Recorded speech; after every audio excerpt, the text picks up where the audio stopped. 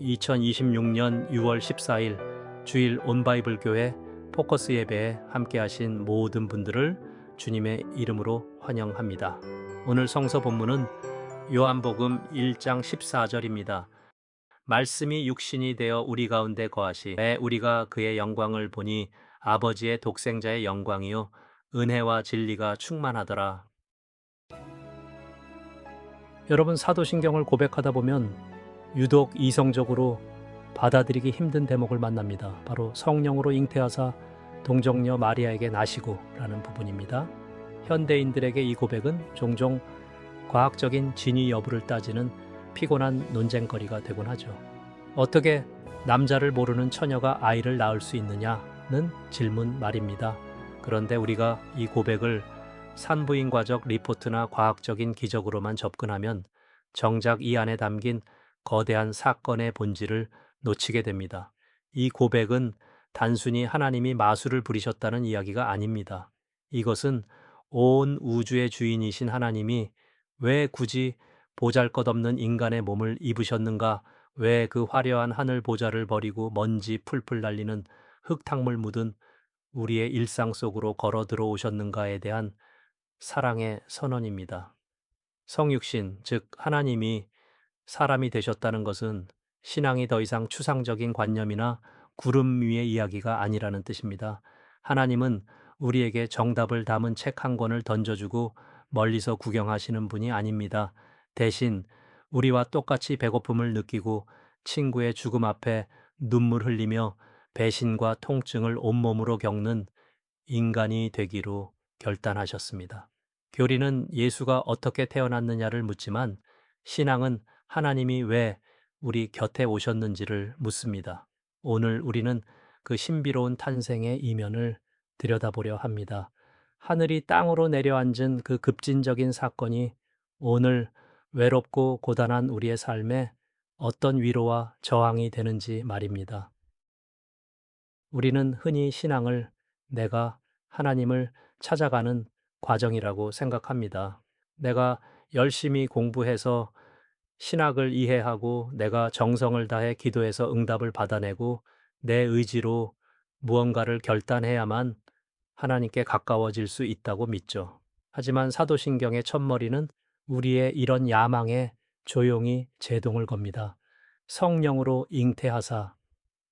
이 짧은 문구는 예수라는 사건이 인간의 계획이나 생물학적 열심에서 시작된 것이 아님을 명확히 합니다. 그것은 철저히 하늘의 기획이었고 하나님의 일방적인 은혜였습니다. 인간의 어떠한 노력도 개입할 수 없는 그 지점에서 하나님은 스스로 우리 삶의 역사 속으로 들어오셨습니다. 이것은 오늘 우리에게 아주 중요한 메시지를 던집니다. 신앙은 내가 무언가를 증명해내는 성취가 아니라 하나님이 이미 시작하신 일에 내 삶을 내어드리는 응답이라는 사실입니다.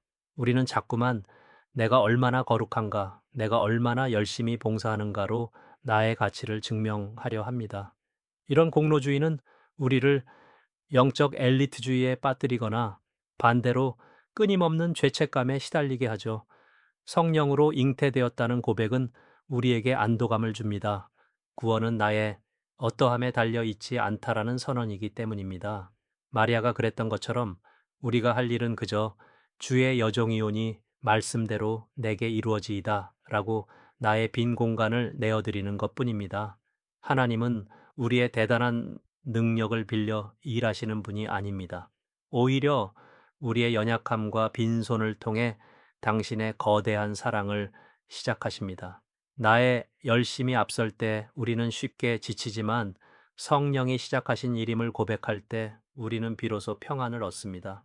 당신의 삶에서 지금 하나님이 시작하고 계신 작은 은혜의 징조들은 무엇입니까? 우리는 흔히 하나님이 일하시는 곳은 화려하고 웅장한 곳일 거라 짐작합니다. 거대한 성전, 높은 보좌, 혹은 세상을 움직이는 권력자들의 회의실 같은 곳 말입니다. 하지만 하나님이 당신의 아들을 이 땅에 보내기로 하셨을 때 선택하신 장소는 우리의 예상과는 전혀 달랐습니다. 하나님은 제국의 궁궐이 아니라 식민지의 변두리 나사렛을 선택하셨습니다. 당대 최고의 철학자나 권세가가 아니라 아무런 사회적 힘도 없던 무명의 여인 마리아를 선택하셨습니다. 동정녀 마리아에게 나셨다는 고백은 하나님이 가장 작고 비천한 인간의 자리, 즉 가장 낮은 곳을 당신의 거처로 삼으셨다는 놀라운 선언입니다. 이 사실은 오늘날 성공과 번영을 축복의 유일한 증거로 여기는 우리의 뒤통수를 따갑게 때립니다. 우리는 높은 곳에 올라가야 하나님께 영광을 돌릴 수 있다고 믿고 더 큰 힘을 가져야 하나님의 일을 할 수 있다고 착각합니다. 하지만 정작 하나님은 세상이 비천하다고 외면하는 그곳에서 당신의 구원 역사를 시작하셨습니다. 하나님은 마리아의 순전한 마음과 그 가난한 자리를 빌려 이 땅에 오셨습니다. 이것은 하나님이 우리에게 원하시는 것이 화려한 결과물이 아니라 그분의 통로가 되어줄 정직한 가난함이라는 뜻입니다. 세상은 힘 있는 자의 편에 서지만 하나님은 스스로 작아진 자 혹은 세상에 의해 작아진 자들의 곁에 서십니다. 지금 여러분은 어디에서 하나님을 찾고 계십니까?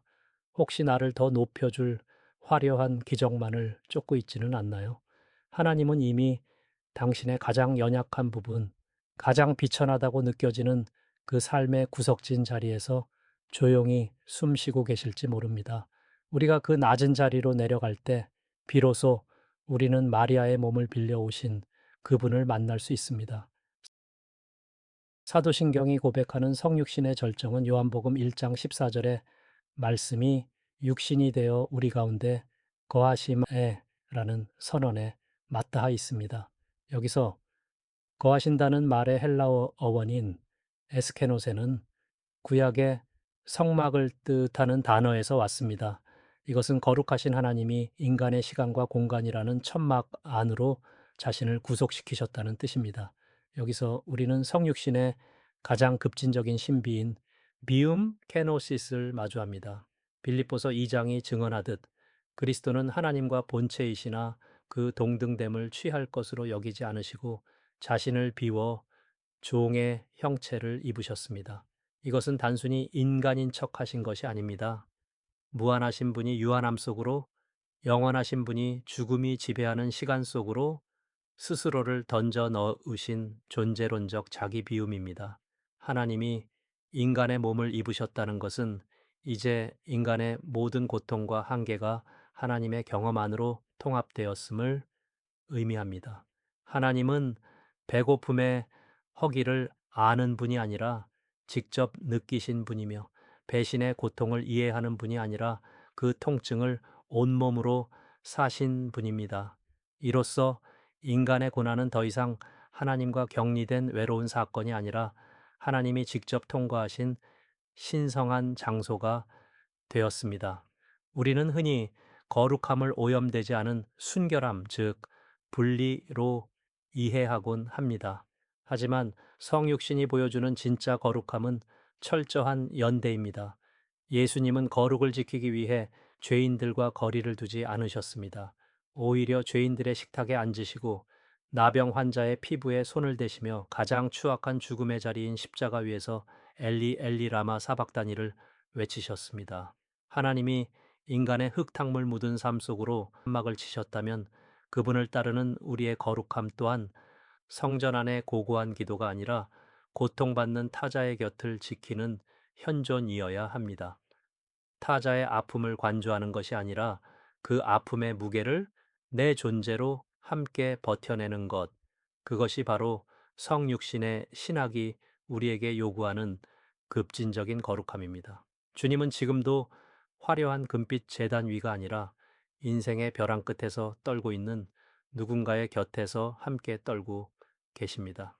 우리가 그 아픔의 시면으로 내려갈 때 우리는 비로소 우리와 똑같이 낮아지신 그분을 진짜로 마주하게 될 것입니다. 19세기 말 하와이의 몰로카이 섬은 나병 환자들을 격리해 수용하던 절망의 땅이었습니다. 그곳에 벨기에 출신의 다미안 신부가 자원해서 들어갔습니다. 그는 환자들의 상처를 닦아주고 집을 지어주며 헌신했습니다. 하지만 환자들은 좀처럼 마음의 문을 열지 않았습니다. 다미안 신부는 그들에게 여전히 건강하고 깨끗한 외부인일 뿐이었기 때문입니다. 그가 전하는 하나님의 사랑은 환자들에게 구름 위의 이야기처럼 들렸습니다. 그러던 어느 날 아침, 다미안 신부는 평소처럼 차를 마시기 위해 물을 끓이다가 자신의 발등에 뜨거운 물을 쏟았습니다. 그런데 이상하게도 아무런 통증이 느껴지지 않았습니다. 자신도 나병에 감염되었다는 사실을 깨닫는 순간이었습니다. 그날 주일, 다미안 신부는 평소와 똑같이 강단에 섰습니다. 하지만 그의 첫 마디는 이전과 완전히 달랐습니다. 그동안 그는 늘 친애하는 형제 여러분이라고 설교를 시작했습니다. 하지만 그날 그는 이렇게 입을 뗐습니다. 우리 문둥이들은, 이 한마디에 온 회중은 울음바다가 되었습니다. 그가 자신들과 똑같은 고통을 겪는 존재가 되었다는 사실을 알게 된 순간, 그들은 비로소 다미안이 전하는 하나님의 사랑을 진짜로 믿기 시작했습니다. 다미안 신부는 그들의 곁이 되기 위해 기꺼이 그들과 같은 고통 속으로 들어갔던 것입니다. 다미안 신부가 보여준 이 모습이야말로 성육신의 신비가 우리 삶에서 어떻게 구현되는지를 보여주는 가장 아름다운 증거입니다. 하나님은 멀리서 내가 너희를 사랑한다고 외치기만 하지 않으셨습니다. 하나님은 친히 우리 삶의 현장으로 들어오셔서 우리와 같은 상처를 입으시고 우리와 같은 눈물을 흘리며 말씀하셨습니다. 나도 너희와 똑같이 아프다. 내가 너희와 함께 있다. 이것이 바로 우리가 고백하는 동정녀 마리아에게 나시고에 담긴 진짜 의미입니다. 이제 질문은 우리 자신을 향합니다. 예수가 인간이 되어 우리 곁에 천막을 치셨다면 그분을 주로 고백하는 우리의 삶은 어디에 천막을 쳐야 하겠습니까? 신앙은 고귀한 교리를 암송하는 지적인 유의가 아닙니다. 신앙은 하나님이 그러하셨듯 우리도 누군가의 곁으로 내려가 그들의 고통에 내 삶을 겹치는 일입니다. 세상은 여전히 높고 화려한 곳만을 바라보라 말합니다. 하지만 성육신하신 그리스도는 오늘 우리를 가장 낮고 소외된 자리로 부르십니다. 고독사하는 노인의 골방 곁으로, 부당한 대우에 눈물 흘리는 노동자의 곁으로, 아무도 이해해 주지 않는 우울의 터널을 지나는 친구의 곁으로 말입니다. 여러분은 오늘 누구의 곁에서 그리스도의 몸으로 살고 있습니까? 하나님이 사람이 되셨다는 이 경이로운 사건이 단지 2000년 전의 신화가 아니라 오늘 여러분의 발걸음을 통해 재현되기를 소망합니다. 우리가 기꺼이 누군가의 곁이 되어줄 때 세상은 비로소 우리를 통해 살아계신 하나님을 보게 될 것입니다. 그 흙탕물 묻은 거룩한 삶의 자리에서 성육신하신 주님은 여러분과 함께 걷고 계십니다.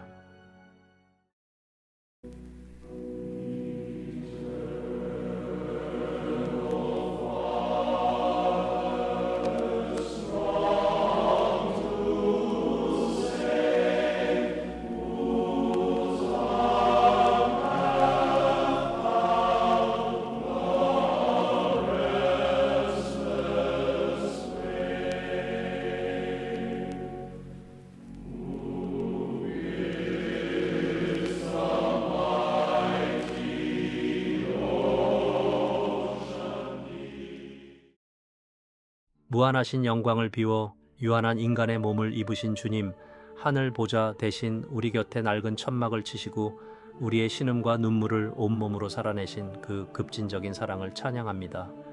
우리는 거룩을 핑계로 고통받는 이웃과 거리를 두었고 번영을 축복이라 믿으며 낮은 곳으로 오신 주님의 방식을 외면했습니다. 우리의 이 종교적인 위선과 교만을 용서하여 주십시오. 이제 우리의 신앙이 추상적인 교리에 머물지 않고 누군가의 젖은 옷소매를 잡아주는 구체적인 온기가 되길 원합니다. 주님이 그러하셨듯 우리도 세상의 아픔 한복판에 기꺼이 천막을 치고 그들의 고통을 내 존재로 함께 버텨내는 성육신의 증인으로 살게 하옵소서. 우리의 영원한 곁이 되어주시는 예수 그리스도의 이름으로 기도드립니다. 아멘.